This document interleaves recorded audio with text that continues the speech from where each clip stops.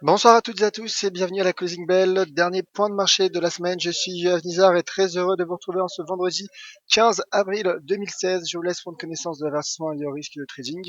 Négocier sur marge sur le marché des devises via des produits CFD comporte un risque élevé et ne peut être recommandé à tout investisseur. FXM et DailyFX ne pourront en aucun cas être tenus responsables de pertes de marge occasionnées à un client sans restriction des pertes ou manque à gagner qui pourraient découler directement ou indirectement de l'utilisation de ces informations. Voilà pour cet avertissement. Bonsoir JS, bonsoir RitterTM, bonsoir Gus, bonsoir à toutes et à tous. N'hésitez pas à laisser vos commentaires ou poser vos questions sur le chat.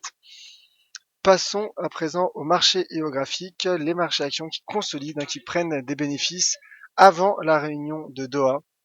En effet, le marché craint finalement un désaccord un dimanche. En tout cas, le CAC 40 qui perd dans les derniers échanges 0,36%, le DAX perd 0,32% et l'indice Eurostoxx perd 0,15%, donc léger repli technique. Wall Street est à l'équilibre. Wall Street est clairement à l'équilibre. Le Dow Jones perd 0,01%. Le Nasdaq prend 0,03%. Donc voilà, Wall Street qui est pour le moment inchangé malgré quelques statistiques macroéconomiques américaines plutôt décevantes, avec notamment la production industrielle et manufacturière qui sont ressorties inférieures aux attentes du consensus. Et bonjour à J. Alors, d'un point de vue graphique, le DAX qui ne parvient toujours pas à franchir cette résistance à 10 120, donc sous cette résistance, je vise 9 750, en gros repli sous résistance pour du swing. Pour le CAC également, donc qui pourrait finalement, qui pourrait soit finalement continuer dans la lancée de son franchissement des 4450 points, en tout cas le CAC, en tout cas, voilà, pardon, excusez-moi, en tout cas si le CAC 40 confirme le franchissement des 4450 points, le potentiel serait haussier. Toutefois, finalement, le marché teste le seuil symbolique à 4500 points qui pourrait permettre au CAC de se replier pour aller chercher les 4300 points. L'euro-dollar à présent, l'euro-dollar qui effectue un rebond technique, mais pour moi, cela n'engage pas la dynamique baissière, le risque baissier de l'euro-dollar. Je maintiens ma cible à 11,60 $. Je rappelle qu'il y a la BCE jeudi prochain et qu'en amont de cette BCE, et au vu du risque déflationniste en zone euro, l'euro pourrait baisser techniquement en tout cas. L'euro-dollar qui a cassé, je le rappelle, cette semaine les 1,1345 et a mis fin, donc est sorti par le bas de son range. Toutefois, attention à l'indicateur de momentum RSI qui ne parvient pas à casser la borne 50. Voilà, c'est le petit bémol, mais en tout cas, d'un point de vue graphique, j'ai le sentiment que l'euro-dollar pourrait aller chercher les 1,1160 $ dans la semaine prochaine. Alors un mot sur les matières premières, bien évidemment le pétrole qui subit une prise de bénéfice, sous 42 $ le baril de WTI.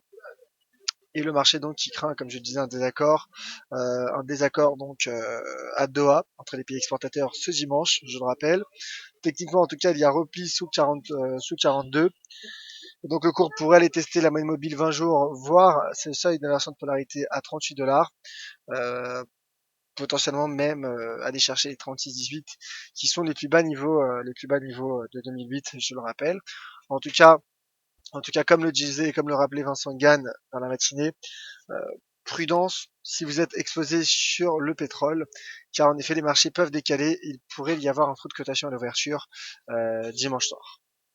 Voilà. En tout cas, échec sous résistance pour le cours du WTI, échec sous 42 $. Sur fond d'attentisme, idem donc pour Lucas Oil qui a validé et a atteint l'objectif théorique d'un double top en était en 4 heures, donc qui montre bien finalement le risque baissier qu'a subi finalement le marché du pétrole aujourd'hui. Un mot sur l'once d'or qui tient toujours cette droite de tendance haussière court terme, cette petite oblique haussière. L'once d'or finalement qui effectue un léger rebond technique sur fond de repli du dollar américain. Le dollar index d'ailleurs qui a effectué un doji sous un niveau de résistance à 11 885 et le marché s'est ensuite replié en données journalières. Donc le dollar américain est baissier. En tout cas, c'est mon scénario, je suis baissier pour le dollar américain. Et à l'inverse, donc l'once d'or qui effectue un léger rebond technique, mais l'once d'or qui pourrait profiter pour le coup, d'un désaccord et d'un climat d'aversion au risque, notamment avec cette fameuse réunion de Doha qui aura lieu dimanche. Mais je maintiens mon opinion haussière à moyen terme sur le cours du gold, avec un scénario d'invalidation en cas de cassure de cette zone 1215-1200 $. Voilà donc pour ce tour d'horizon, finalement, ce résumé de la séance, que ce soit sur la bourse, sur les matières premières ou sur le forex. Avant de vous laisser, je vous un point tout de même sur les calendriers macroéconomiques de la semaine prochaine. Alors le calendrier macroéconomique sera bien évidemment animé par la réunion de la Banque centrale européenne, l'intervention de la BCE. Alors aujourd'hui, il y a également eu l'indice de confiance de l'université du Michigan aux États-Unis. Alors l'indice de confiance de l'université du Michigan qui est ressorti, je crois, supérieur aux attentes du consensus. Alors en tout cas, il n'est pas mis à jour, inférieur pardon aux attentes du consensus en effet, 89 à 89, ce qui explique notamment le rebond en fin de séance de l'euro-dollar. En effet, hein, le calendrier n'est pas encore mis à jour, mais il sera rapidement mis à jour, je le pense. Et je vous rappelle également que vous pouvez trouver sur le site dailyfx.fr l'article du programme des émissions de la semaine prochaine avec les enjeux majeurs d'un point de vue macroéconomique. Donc les 3 événements majeurs de la semaine prochaine que nous avons sélectionnés, que j'ai sélectionné, c'est l'auto-chômage au Royaume-Uni, l'intervention de la Banque centrale européenne donc jeudi prochain, et enfin le taux d'inflation au Canada vendredi prochain. Et la BCE c'est bien jeudi. Donc voilà. D'ailleurs, il y aura une émission spéciale BCE jeudi à 14h15 avec Vincent Gann. Passons aux questions. D'ailleurs, je vous mets le lien de cet article sur le chat. N'hésitez pas à y jeter un œil. Alors, commentaire de la part de JS. Bonjour, le gold est monté à 1260 avant de retracer, alors que l'argent n'a pas retracé. Qu'en pensez-vous? Retracement possible de l'argent? Bizarre cette différence de corrélation, non? Alors, deux choses, mon cher JS. Certes, il y a une corrélation positive entre l'argent et l'or, mais ce n'est pas une corrélation parfaite. Hein. Ce n'est pas une corrélation à 100%. Ce n'est pas dès que l'or va monter, l'argent aussi. Alors, toutefois, ce qu'il faut savoir, c'est que l'argent bénéficie d'un double statut, du statut de valeur refuge et bénéficie également du statut de métal industriel. Donc finalement, l'argent a profité également du rebond du cours du cuivre des métaux industriels en milieu de semaine, et c'est la raison pour laquelle l'argent a moins été impacté par le climat de regain d'appétence au risque qui s'est installé sur le marché tout au long de cette semaine, car la bourse a tout de même effectué une semaine haussière. Alors, bonjour Krama qui demande concrètement sommes-nous baissiers sur le Bund?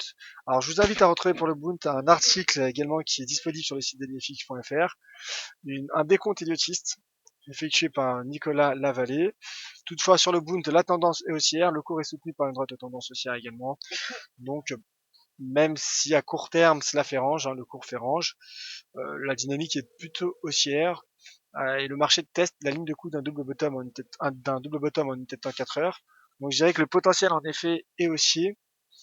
Bon, il faudrait tout de même que le cours valide hein, ce double bottom en franchissant les 164. Toutefois, regardez, la dynamique de fond est bel et bien haussière. Donc plutôt haussier sur le Bund, mon cher Kramer. Alors JS qui demande, l'or est un métal industriel pour les processeurs, notamment non. Alors, en effet, il est utilisé par le secteur de l'industrie, mais il fait partie du compartiment des métaux précieux et est considéré comme une valeur à l'aspect refuge par les marchés. Et JS, donc, pour info, grosse poussée du gold argent à l'instant visu à 15 minutes. Bah écoutez, cela correspond sûrement aux mauvaises statistiques macroéconomiques américaines et plus particulièrement la baisse de l'indice de confiance de l'université du Michigan, puisque l'once d'or est inversement corrélée au dollar américain. Alors plus d'autres questions sur le chat, merci à toutes et à tous de votre attention. On se retrouve lundi À 10h30 pour le Commodities Market Report, ensuite tour d'horizon des matières premières et devises matières premières.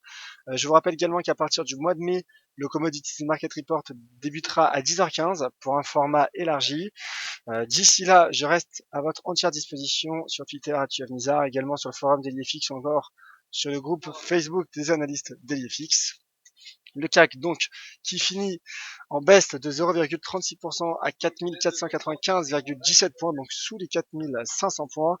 Prudence avant la réunion de Doha dimanche. Bon week-end à toutes et à tous, c'était Yoav Nizar pour DailyFX. Bon week-end et à lundi.